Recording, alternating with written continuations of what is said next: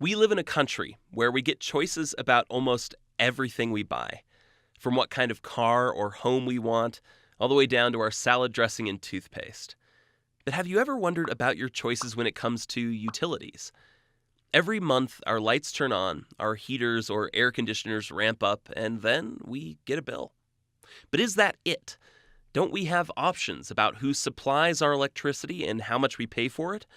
For a long time, the answer to that question was a pretty solid no.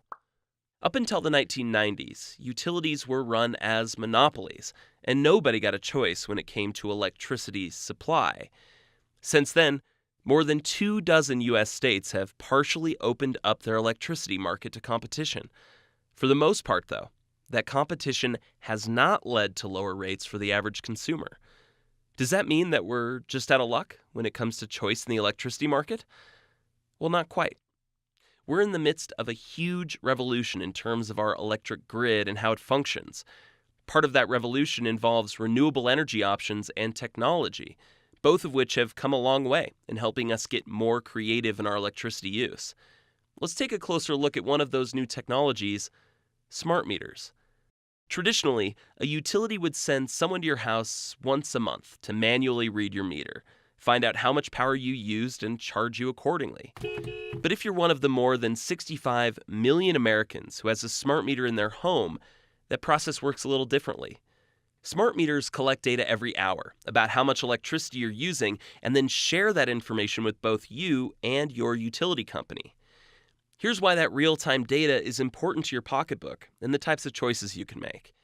First off, having detailed information about your energy use during different parts of the day means you can make more informed decisions about how to manage your electricity.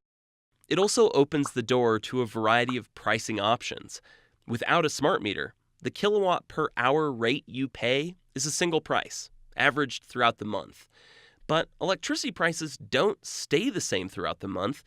They don't even stay the same throughout the day. They fluctuate on an hourly basis. When demand on the grid is highest, say on a hot summer afternoon when everyone has their AC cranked up, prices spike. During the early morning and late evening, prices go down. If you have a smart meter, you can use that to your advantage. Run that dishwasher or dryer early before you go to work instead of during the afternoon, and you'll get charged less per kilowatt hour. Or what if you opted out of buying electricity from a utility company altogether? The price of solar panels has dropped drastically over the last decade, and projections show those prices continuing to fall in the future. That makes producing your own energy a more viable option. And a way for that green energy to line your pocket with more green? If your panels produce more power than your house can consume, utilities in the vast majority of the country have to buy it back from you.